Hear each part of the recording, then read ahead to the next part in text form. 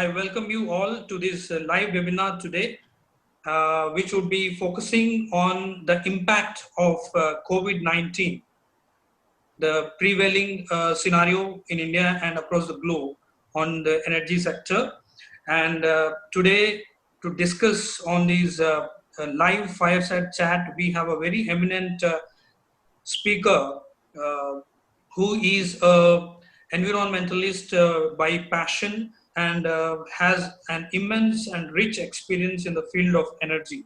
I'm glad to introduce that he has also been part of United Nations, working on various environmental aspects, and he is an electrical engineer from IIT Kanpur, and he's also a 92 batch IRS officer, and he is currently leading the India's and world's biggest energy efficient service organization named Energy Efficiency Services Limited. They are into various initiatives which are in energy efficiency, be it LED lighting, solar energy, electric vehicle, and also various other energy efficient products. And they are playing a very significant role to meet the objectives of Government of India's energy efficient plans. So join me in welcoming Mr. Saurabh Kumar, who is the Managing Director for the Energy Efficiency Services Limited. Welcome, Saurabh-ji, to this live webinar. Thank you very much, and really appreciate you and the entire group for giving me this opportunity. Thank you very much. Look forward. Thank you, sir. ESL as an organization is not just in India. They have their operations even in Europe, like United. They are also in various other Southeast Asian countries, and they're also venturing and have their presence in Middle East countries. To do this live fireside chat, we have with yet another eminent person who is also a product of IIT Kanpur, like Mr. Saurabh Kumar. Dr. Ravi Gupta is founder, CEO, and also the editor-in-chief with Illets Technomedia. Illets Tech is a B2B research-based media organization that was established 17 years ago by Dr. Ravi Gupta with the sheer passion and the idea to promote innovations, technology in the field or in various sectors, including energy. He's also the editor-in-chief with the eGov magazine, which is the first magazine in Asia and also in India, promoting innovations in technology and also various other sectors.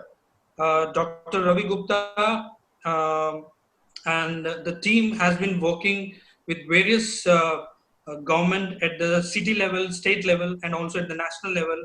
And Illets was also played a significant role in organizing global conferences in Europe, like Cambridge Town in United Kingdom, Denver in United States, Bahrain, Dubai in Middle East, and various other Asian countries. So join me in welcoming Dr. Ravi Gupta. Welcome, Dr. Ravi Gupta. Thank you. So I would request you to please take up this live fireside chat. I welcome Saurabh-ji on this webinar, and we are honored and proud to have you here with us. ESL has achieved landmark heights in last 5 years, 10 years. And to start with, we will request you to please give a history of ESL, how it was formed, why it was formed, and what is the journey it has achieved in last 10 years. Saurabh-ji. Thank you, Dr. Gupta. Thank you, Mr. Gautam, for inviting me here. It's a great honor and a privilege to be here. So the fact that the government of India since 2001 has given energy efficiency a very serious thinking and how to promote it. And that's because of a variety of reasons. India being a net importer of energy, the more energy that we are able to save or conserve by using it efficiently and wisely, we enhance our energy security. So the government enacted the Energy Conservation Act, which came into force in 2002. The act, it was, and for the next 7, 8 years, a lot of efforts were done by Ministry of Power, the Bureau of Energy Efficiency, because if you see what is energy efficiency is doing something with less energy. Now, given that energy has a cost, so there is an inherent business model there. An energy efficient equipment may, for example, LED bulb may be costlier than the normal bulb, but the fact is it saves 90% power. So in the long run, you are a net gainer. And therefore, there is an inherent business model where if you are not aware as to how to use it, there are specialized companies called energy service companies who can come and do the implementation on your behalf in your facility, make sure that the energy reductions are possible, and out of that savings, you pay for the investments made by such companies. So for the first 6, 7, 8 years, the government tried its level best to leverage private investment in this sector. It did not come because there are various risks that are involved in this.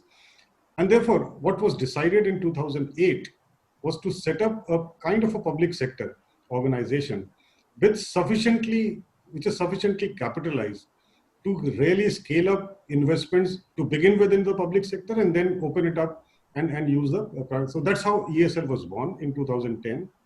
It takes any new business, any new vertical which does not exist in a country, in a market like this.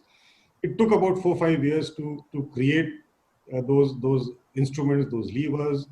And then in 2014, we started in Pondicherry the first program, which eventually came to known as Ujala, basically a domestic lighting program, LED based.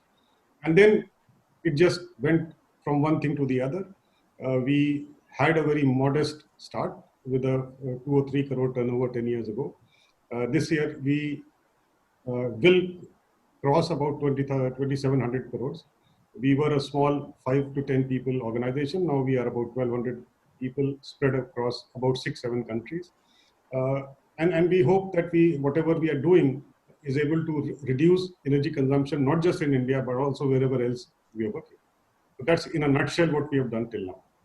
Amazing journey it is, from 2-3 crore turnover to 2,600 crore turnover. And especially for a PSU working in a totally new area.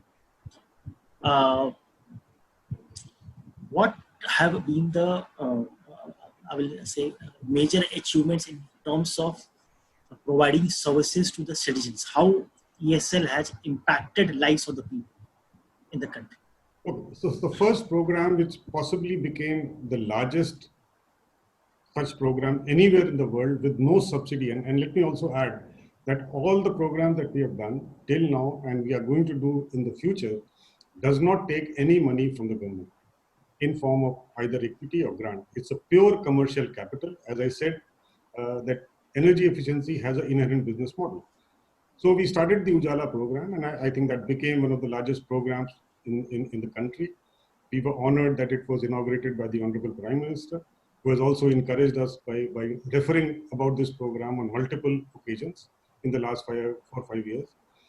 We distributed close to 37 crore LED bulbs in this entire country, which has actually benefited households, including poor households. So that was one thing that we did, which directly impacted the citizens.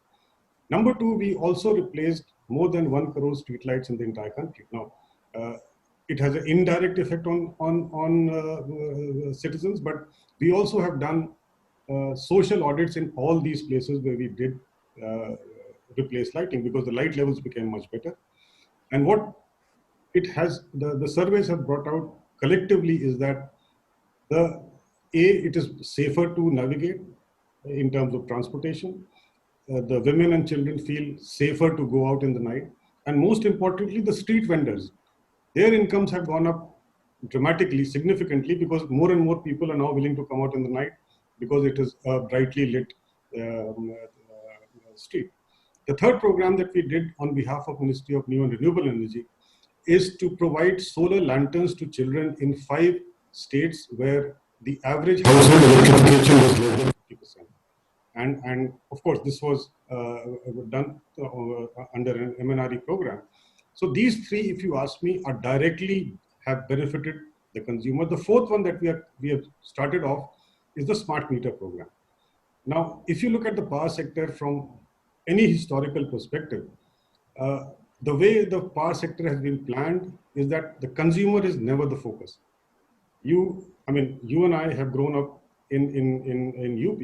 If the light goes, if there's a power cut, no one, I don't have a right to ask why it is cut, when will it come back?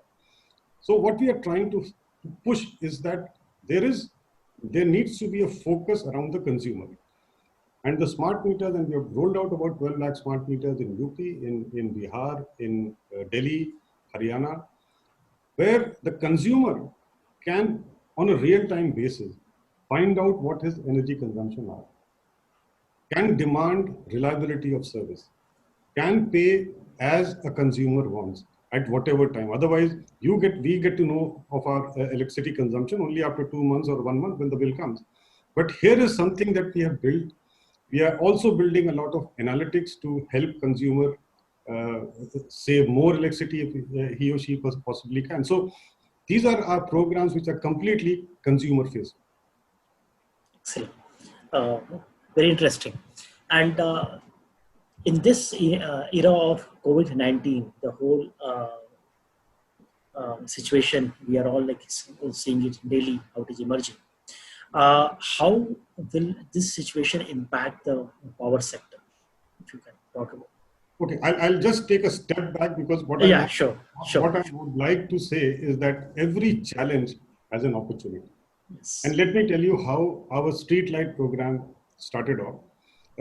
2014 October in coastal Andhra, there was a hudud cyclone, if you recollect. Yes. And the city of Visakhapatnam was completely decimated. Everything, including public lighting, was flat. So the then government asked us, can we resurrect all the lights? Can we put together all 90,000 lights in a matter of 4 weeks? And we accepted. 4 weeks. Yeah, we accepted the challenge. Honestly speaking, we did not do it in 4 weeks, but did it in 6 weeks. And that's how we created an opportunity for ourselves. And now this has spread around the entire country.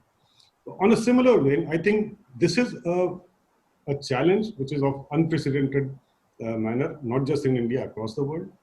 And if you look at what will happen post-COVID, most of the public money, and rightly so, would potentially go to soothe the financial woes of various industries and other sectors.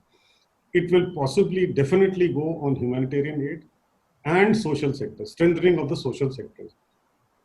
Now, therefore, the kind of allocations or projections that the governments had, whether it is central or state, on, let's say, power sector, since we are talking about power sector, may not be easily available.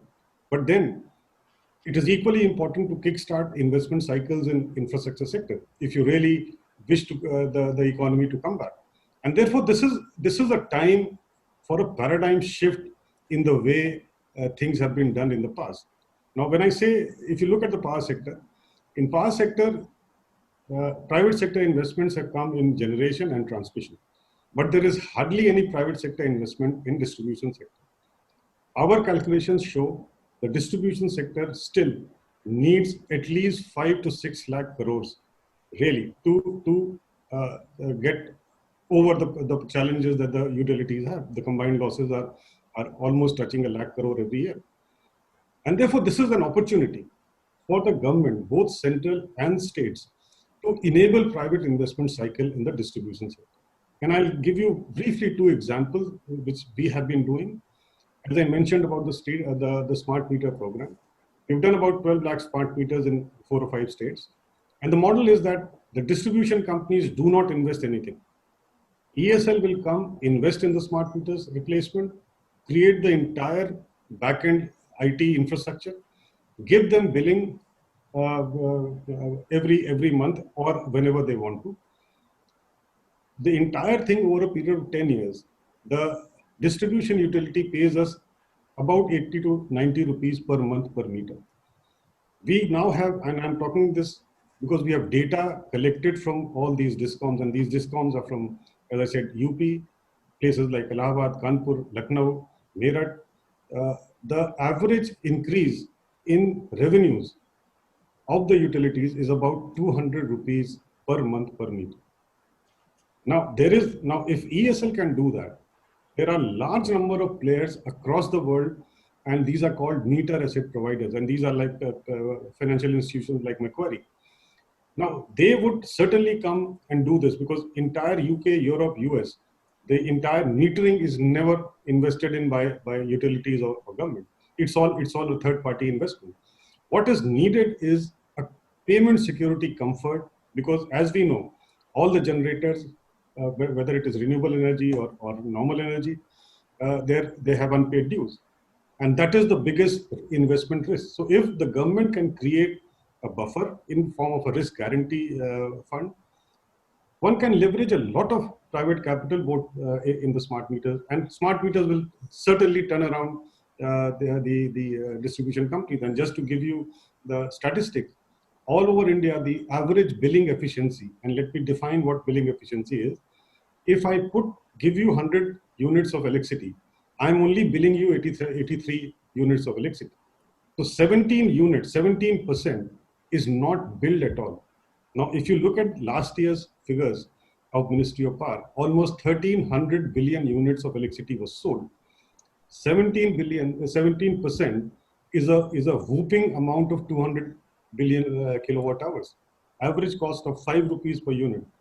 1 lakh crore never came into your system. So there is no question of collection. You can only plug this loophole by smart metering. And because you can potentially save 1 lakh crores, there is an inherent business model, much in the same way as we have done for energy efficiency. I'll take a couple of more minutes on the second problem that I feel power sector has to solve if you really want to reform the sector financially, is the agriculture consumption. Now, the total agriculture subsidy that the states pay to the distribution company last year was 90,000 crores. And by the way, this 90,000 crores is reckoned at a rate of 4 rupees per kilowatt hour.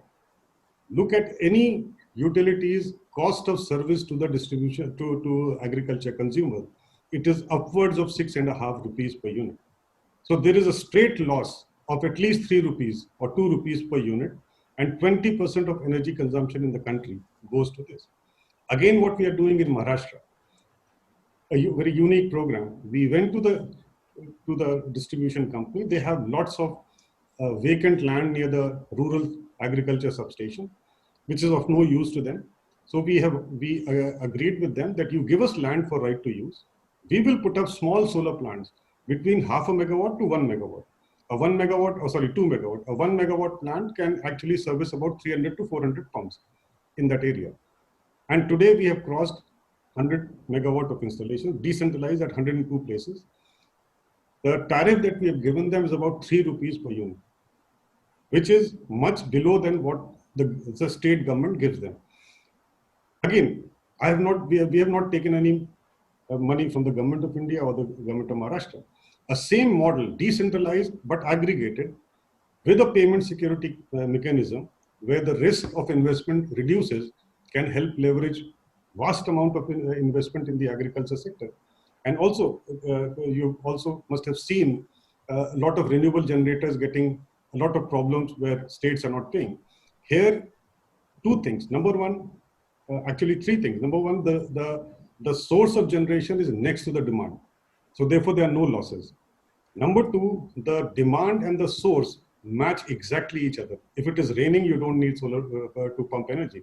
And third, and a very large social impact, the distribution company is able to give electricity during the day to the farmer. Now that's a very, very big social impact if you look at it, where most of the utilities give it in odd hours in the night. So again, as I said, this is an opportunity where a large amount of private capital investment can be plowed into the distribution sector, which will help the sector and also set up the investment cycle. Talking about solar, we have some examples like Suzlon, who faced challenges in running a solar business. And so, are you not worried about those examples at all?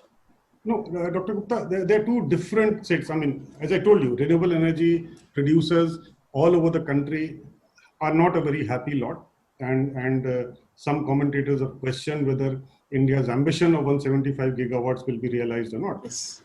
So the key difference here is that Suzlon and other large renewable energy players are putting together 100 megawatt, 300 megawatt, 500 megawatt of plant. We are putting up 0.5 to 1 megawatt plant at the load center. Now, this renewable energy comes during the day where most of the states do not have demand. And therefore, there is inclination on the state governments to really push back on the renewable energy, because there's also, if you are, I'm sure you are aware, there's something called a deviation settlement mechanism. So if you don't go, if your grid frequency increases, for example, you have no demand and you still have more renewable energy coming into your system, your frequency will increase. And once that frequency increases, there are financial penalties.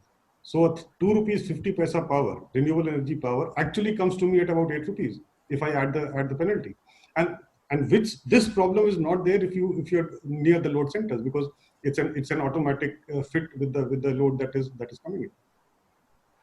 Does this need a policy reform at the state level or the central level in putting up small solar grids like this? Yes, of course. If you see the KUSUM program of the Ministry of New and Renewable Energy, this is something which is going to push the envelope on decentralized solar. And I'm sure as and when this, but again, the problem there is that it also looks at some public money, some sort of a subvention. I'm not sure after this, for a year or two, whether those public monies will be available. What we have shown is that you can do this without any subsidy as well.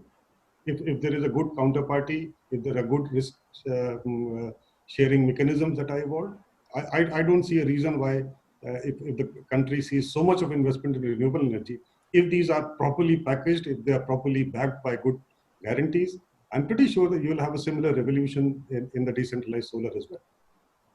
Interesting. I think a program like this can make a huge impact in the rural areas and provide agriculture, the owners, a good reliable source of power at a cheaper rate, which can actually change big time the income in the rural areas.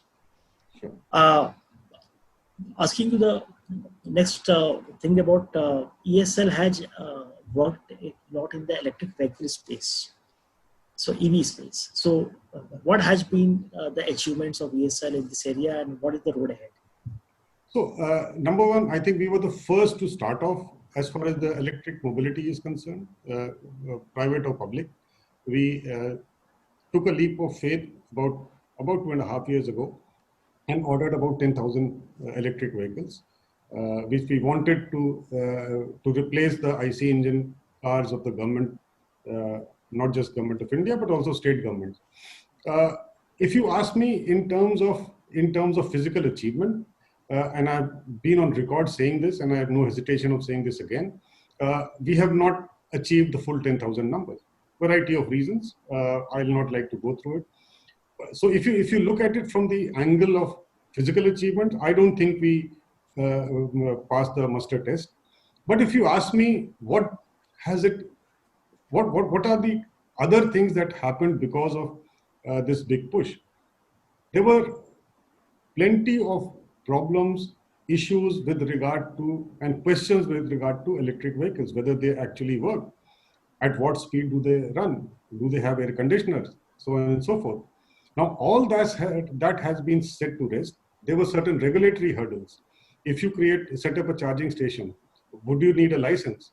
What kind of charging stations would you like to set? I mean, and remember, there are 3 or 4 protocols internationally. So if a country goes to a particular protocol, then which means it is only taking 8 different kinds of vehicles and not the other. So all this got settled over the next 1.5, 2 years. Last year, around the same time in March, I think one of the biggest policy pronouncements to promote EVs came up, which is FAME 2, and which lays emphasis on a large number of vehicles. But most importantly, it has allocated 1,000 crores for public charging stations. Now, that public charging stations are very, very essential. It's a question of chicken and egg. And therefore, public charging stations are extremely essential to get over what is called the range anxiety, which is if I have to make a choice between an IC engine car and an EV, if I don't see a charging station the way I see petrol pumps, I'll probably go in for electric vehicles. Whereas driving an electric vehicle, any kind, the cost of driving is about 1/5. So even if there is a higher capital cost, in 5 years' time, you recover everything that you have spent additionally on EV. So we are increasing our coverage on charging stations. We want to put up at least 10,000 charging stations across the country. Almost 1,500 have been allocated by the heavy industry just before we went into the lockdown. But as soon as the things normalize, we will continue our thing. On electric vehicles, we feel that our initial work has been done. Now you have new launches in the market. There is 3-4 vehicles of at least 5 manufacturers who have come in and launched their products. I think that market will take off on its own. So we really don't need to now push the envelope on the electric vehicles. So are you seeing that ESL will be the sole charging station provider in the country? No, absolutely not. So let me tell you the process by which the charging subsidy, and there's a capital subsidy that the government of India is providing, much like everywhere in the world. So they do this through an open competitive bidding, which is open to private and public. We participated in that. At the moment, they have allocated some 3,000 charging stations. We have been lucky to have received about, as I said, about 1,400. And this is something that they will continue through a public auction, and people will have to bid and do.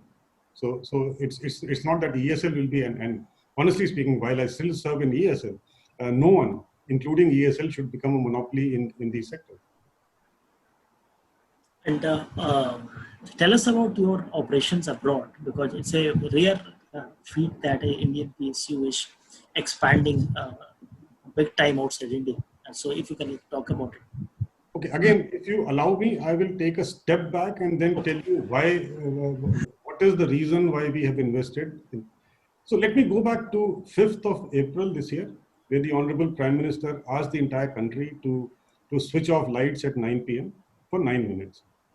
And the entire country participated. But it was a challenge for the power sector, those who have been in the power sector, because there was a sudden dip of 15 gigawatts of load at 9 p.m. And there was a sudden increase of 15 gigawatt or 16 gigawatt at 9:09. Now, how do you handle those spikes?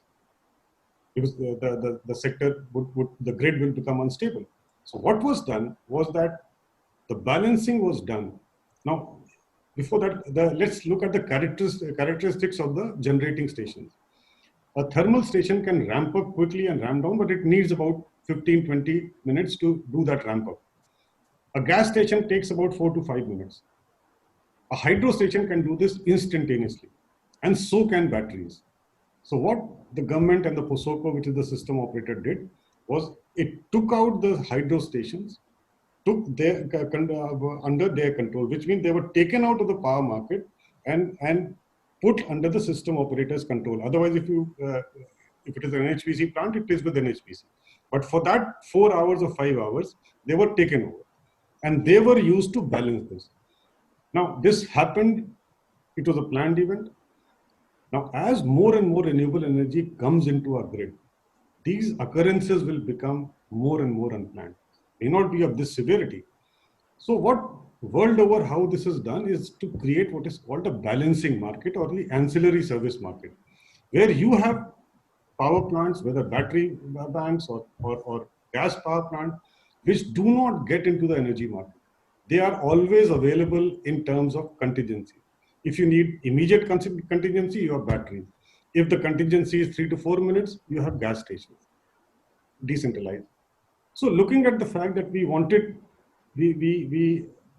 looked at the future of energy in India and realized that this market will become a reality. We took over a company which was doing a similar work in UK. UK has a fully functional ancillary service market. It's called short-term operation reserve. And this company has about 600 megawatt of installation across UK decentralized basis. So we found this the best fit, and that's how we acquired it.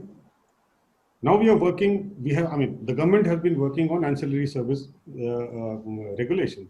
So this expertise of the UK company will be used here. Number two, it can also do what is called tri-generation, and I'll explain in a very simple way. Let's take a case of a hotel. A hotel needs 3 forms of energy. It needs electricity, it needs cooling, and it needs hot water.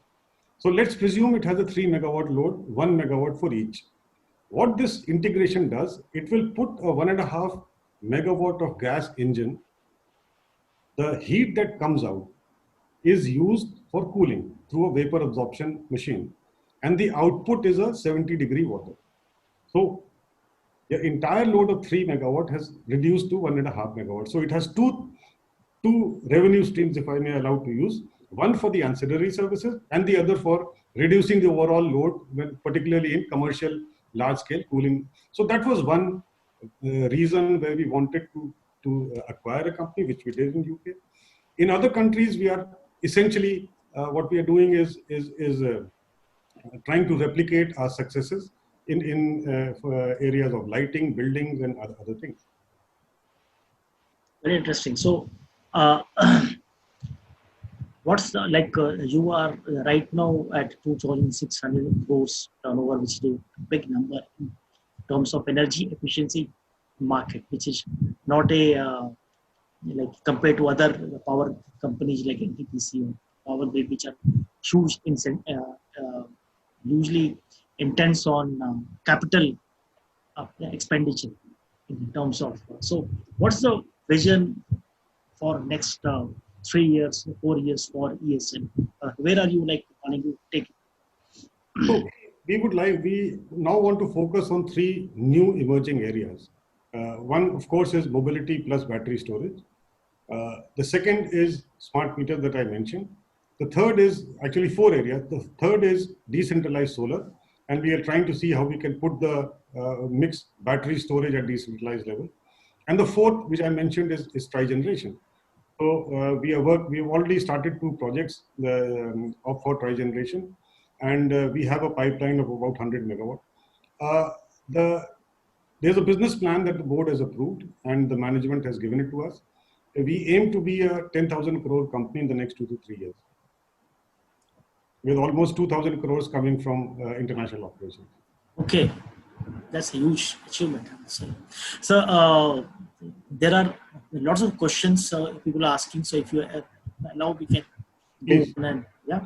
So please look at the Q&A button of under your screen and check out and please see which are the most relevant questions which you want to address.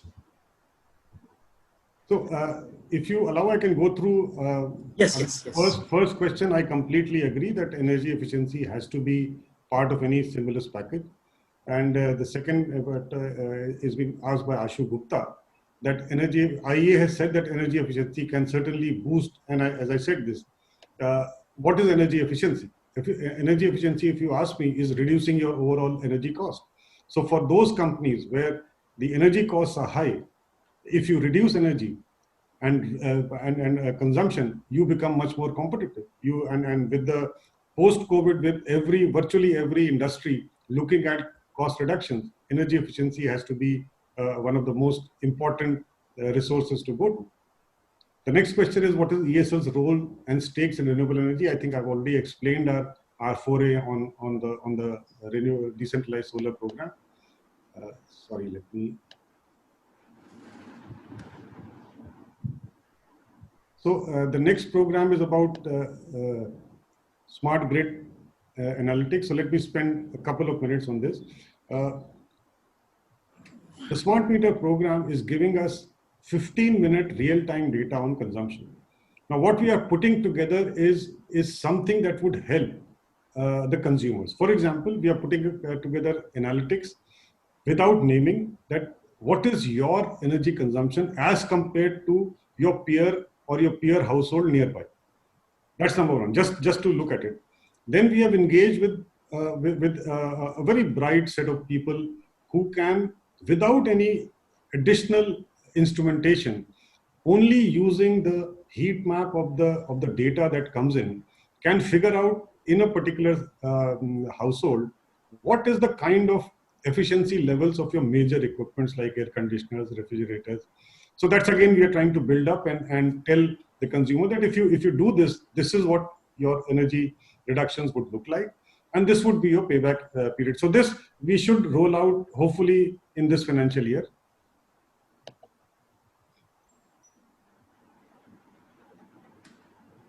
So I already talked about EVs. As I said, our focus. The next question is on how ESL can help on electric mobility. I think we have already initiated this whole exercise. Now our focus is completely on charging infrastructure across the country. So next is, how are you supporting healthcare infrastructure with critical power requirement? Honestly speaking, there is no direct involvement of ESL in critical healthcare thing, but yes, an overall reduction in a healthcare system cost through use of innovative things like energy efficiency, like gas-based things is something that we are really looking at.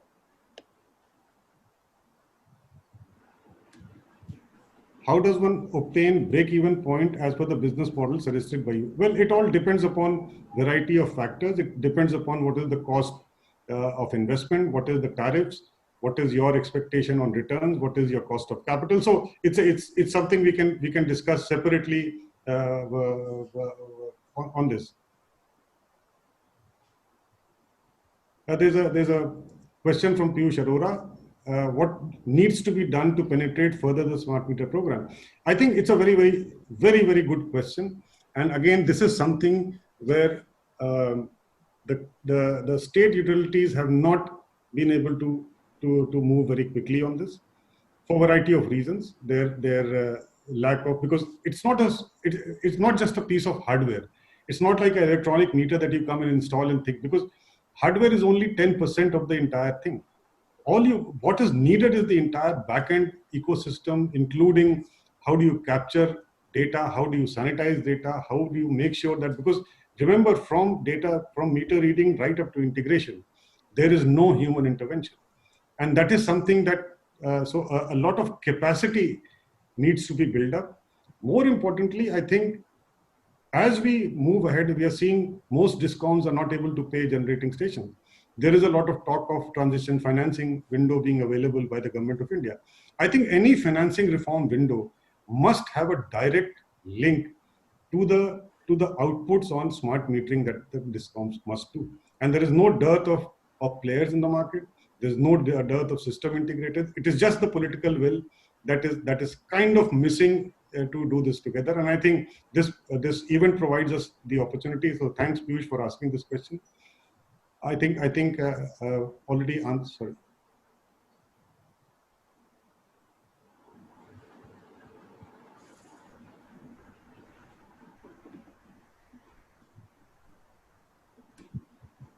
I think many questions are repeated, so I will not get into this. So there's an interesting question by Mr. Thakur. How do you see the current status of e-vehicle market growing in India post-corona? Well, remains to be seen, honestly speaking, because there have been 4 or 5 new launches that have happened. We feel that this segment must grow and will grow. So we will probably wait and see how post-corona, how the entire automobile industry, including the EV industry, shapes up and see. But in the long run, I mean, let's not look at a short term of a year or so. But in the long run, this is really not just in India, electric mobility is going to really become the norm of the day every time. So again, there's a question from Mr. Gautam, Sudhir Gautam, that what is the role and current market and future of renewable energy? Well, I really feel, I mean, it's not for me to say, it is, we have committed to the world that by 2030, 40% of our energy will come from renewable energy. And therefore, what we need to do is to make our grid more renewable friendly, if I may be allowed to use this term. Because if you look at solar energy peak generation happens when the demand is very, very low. And therefore, there is a problem that you're currently seeing in the market, where states after states are actually reneging contracts, or they're not scheduling renewable energy. Therefore, what is needed is a sort of a storage capacity where, if you can have, so two things. Number one, have storage so that during the day when there is excess and cheap renewable energy, that can be used in the night time when the peak power is high. Number two, do what is called time of day use. So you say that during the day 2 to 5, the electricity rates are, let's say, 2 rupees lower. So I, as an individual consumer or a commercial consumer or industrial consumer, will shift my non-essential things during that time so that I am able to get the advantage. For example, I may use my washing machine during the day, not in the morning or in the evening. So there are many things in which these things, and these are all regulatory based things.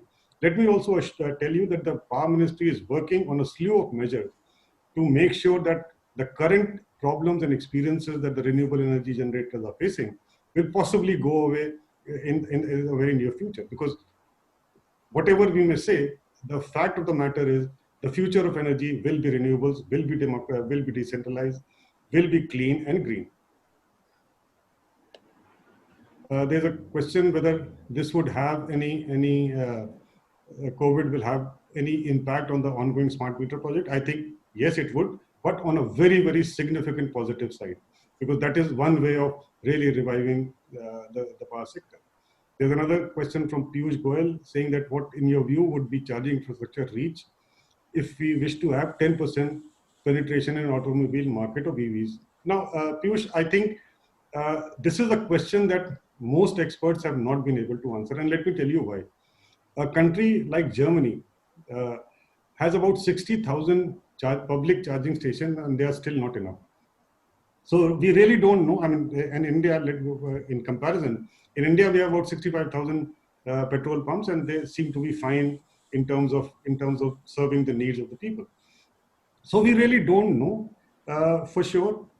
The second thing which I feel is that it's a question of a more understanding of the way EVs are done. Now, look at the worldwide trend. 70% of electric vehicles are charged either at home or at work.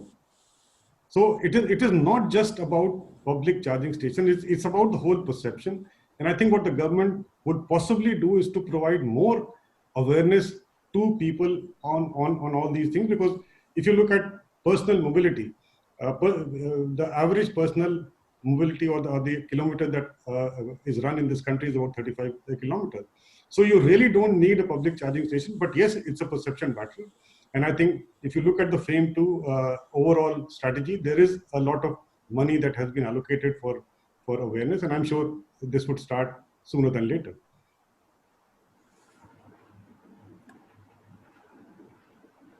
Sorry. Yeah, again, there's a question on BSNL. We have an MOU with BSNL. Again, I've said this, we are looking at multiple partners, multiple municipal bodies. Our aim is to install about 10,000 public charging stations in the country in the next couple of years.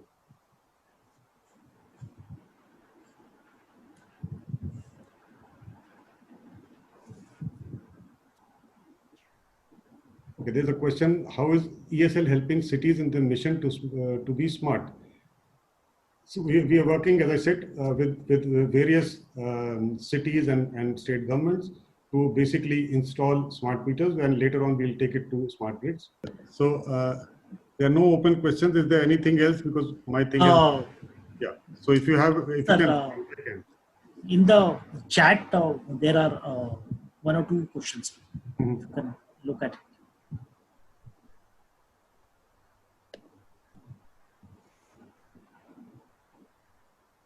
So first question is, will there be a payment issues for existing projects of ESL due to COVID-19?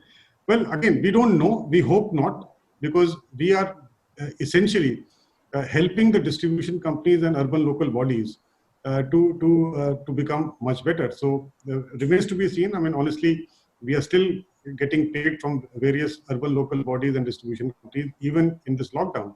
So I hope it will not, because this will also impact our abilities to pay to our technicians and workers who are largely contractual in nature. So I'm pretty sure that this would not be happening. I think there's another question. What would ESL's role be in scaling up the battery storage market in India?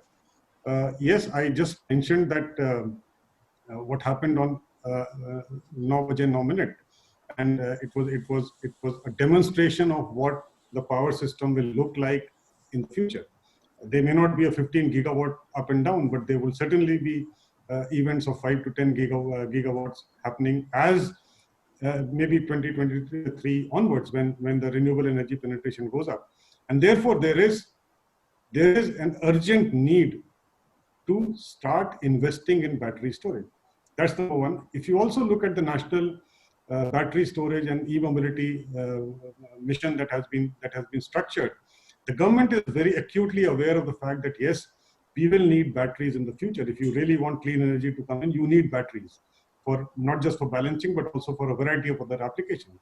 And therefore, hopefully after this issues and these circumstances are over, we hope to see incentives for manufacturing of batteries in India, with the aim that India should not miss the bus of electronics that we did for manufacturing. And this is really the right time for India to invest and get the best manufacturers of batteries in India. And there have been good signs. At least 2 or 3 large battery manufacturers have already set up their manufacturing plants in India. So we hope that this would only continue post-COVID.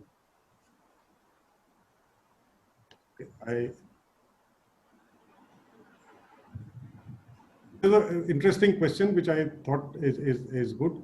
It says that yes, the price of crude oil is reducing. So will it impact EV adoption? Well, honestly speaking, yes, the international crude oil prices are going down, but is the same trend happening in the retail price of petrol in India? Certainly not. So given, again, because if you look at the composition of the retail petrol or diesel cost in India, almost 70 to 75% is taxes and duties. And in the post-COVID area where, as I said, the demands for public money will only rise, I don't see any connection between what is the cost of diesel or petrol or crude oil outside to what is the retail price in India. So at the current petrol prices, EVs really score very, very much in terms of operating cost and other things.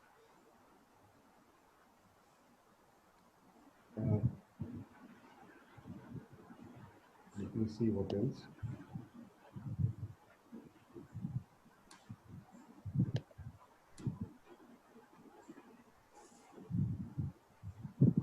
So again, this is a question which I have answered. What do you see the market for energy efficiency, I presume, or clean energy post-COVID-19? I think it's only going to go up. There is certainly a lot to do in this. Rooftop solar is very promising. Yes, we have started a 50 megawatt rooftop solar program in Tamil Nadu. This is largely on the roofs of government buildings. We are also discussing a similar program in Andaman and Nicobar Island. We'll see, because again, solar rooftop. Let me also say that where ESL makes a difference is places where a general investor doesn't go. Rooftop has seen some sort of investments happening, and there are many people who are working on solar rooftop. Look at decentralized solar. There is no one who's doing it. Look at electric mobility, look at street light program. So we also want to create new markets and then, as you say, crowd in the private sector instead of competing with the private sector and push them out. So that has been our motto. I think I've answered. The question, as of now, the industrial load has reduced significantly and domestic load increased. Well, because there is forecasting of demand by all utilities. Once the lockdown was announced, I think every utility was able to figure out that yes, commercial and industrial consumers, the load will go down, and therefore the schedules to the generators are given accordingly. And this is the classical way in which scheduling of demand and generation is done. But again, as I said, in an era where renewable energy will be more than 20-25%, with the variability in renewable energy. I mean, for example, I have a 1,000 megawatt solar energy plant, and suddenly I have a cloudy day today. I will not be able to provide you 1,000 megawatt, and that is where you need system flexibility to take up these events which become variable. In a normal event, it is very simple to plan out. It's not very hard. It has been done for centuries together, so there's not really a challenge there.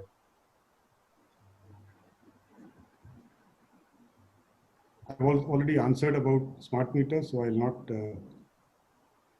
So there's a question, and I think it's an important question. Is there a privacy implications of appliance mapping? No, certainly not. As I said, what is being done in the smart meter program is that only your smart meter is being Google tagged, and it is there mapping to your coordinates and your address. As far as the appliances are concerned, there is nothing that is being inserted in your appliances. This is artificial intelligence, which is helping, given that these people have looked through millions and millions of bits and bytes of data. They have developed an artificial intelligence and machine learning tool, which is able to intelligently predict what is in all probability your efficiency levels of various equipments are. Certainly not, there is no intrusiveness in this. There is no question of any invasion of any privacy. So last question on this Q&A is that batteries are a big consumption in future. Lead acid batteries, I don't really know, honestly speaking. It has lots of environmental issues. Lead is a very bad pollutant as far as environment is concerned. So, and also the operating cost of a lead acid battery is also very, very high. I think what we are heading towards is lithium ion and its various other chemistries, and up and until we have new chemistries that may come up. I think possibly this is where the future will go. Now there's a question, as China, no, I don't know. Is there any other question that is remaining? Sir, on the top, like if you go up on the chat, there are two questions which have remained unanswered. If you go on the top of the chat, there's a question by Dhruva Agrawal. How? Can you read out what? Yeah, I just a can't. second. There's a question by Abhinav Mahajan. We are solar panels, solar electronics manufacturing company. But the participating in ESL tender is very difficult for MSMEs because EMDs are involved. No, I don't think they have actually looked at the tender. And let me reiterate through your medium to everyone who is listening. The government of India has very clearly mandated that 20% of all government tenders would go to MSME, right? And in that process, there are no EMDs that are needed, which is applicable to our tenders. Maybe when we take funding from external agencies like ADB and World Bank, in that scenario, these conditions don't apply because the procurement guideline of the international funder applies. But in general, there is a 20% reservation for MSME as per Government of India norms. So I think we are almost done with all the questions as such. Okay. Great interaction. I think this has been very, very helpful for everyone, for all the power sector people. One last question which I have, sir, this post-COVID, do we see that a lot of power equipments which are getting imported in the country are from China? So does India have an opportunity for power equipment production in this country? Well, if you look at in general heavy equipment for power, I think whether it is turbines or any other thing, boilers, I think India has a very robust manufacturing setup, and almost almost virtually everyone of big name has manufacturing facilities in India. Looking at newer products, I think, and let's take smart meters and let's just take solar panels since we have been discussing this. As far as the smart meters are concerned, almost 70% of it is being manufactured in the country, because what is a smart meter? Smart meter is only a normal electronic meter that communicates. So 70% still remains the electronic meter. Only the communication module and what is called the remote on and off switch are being currently imported from various countries. And I'm sure, as we saw in the LED story, where the initial tenders that we did, almost 90% was import content. Now today, in value terms, the import content is less than 15 to 20%. So over time, you will see more ingress towards domestic manufacturing. On the solar modules, I'm very happy to report that we have contracted about 800 megawatts of solar through open competitive bidding. And not a single non-Indian company has won the bid. It has been all Indian companies where, yes, the wafers are coming from outside, but the panels are being manufactured here. Whether it is BHEL, whether it is Adani Solar, whether it is Tata Power, BP, or Central Electronics, all of them at the moment are doing. So I have no reasons to believe that there will be a disruption in supply chain. In fact, it is much better for Indian companies to now start investing in manufacturing in India rather than being dependent on a foreign supply chain, which things are not under your control. Great, sir. Last input, what ELETS has been trying to organize. We have been organizing lots of conferences on power and various other sectors with the municipal corporations to create awareness about energy. We have been bringing out a magazine called EGO, where we have covered about your initiatives, your organization's initiatives. And now we are also doing these webinars. Your views and suggestions on our works. No, I think it's a great thing that you have taken, and I've been part of many of your conferences earlier. It is bringing, because sharing of knowledge and exchange of information and knowledge is really critical to the way, say, this sector, or that matter, any other infrastructure sector would develop. I would like to compliment you on your leadership and what you have brought to the table.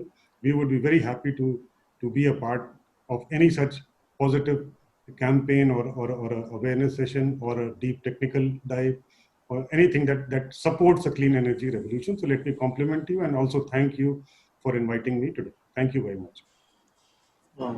Thank you, sir. And I thank all the audience for joining in here.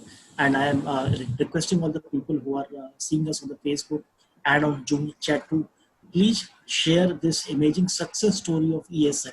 I think hats off to Saurav Kumarji for leading this organization for last several years and made it a globally renowned energy efficiency organization, and which India can be truly proud of. And this is one Make in India story which we all as Indians can be very, very happy and feel delighted. So let's share and spread this innovation of ESL in a big way. So with this, I am thanking you, Saurav ji, for joining us. Thank you. Namaskar. Thank you.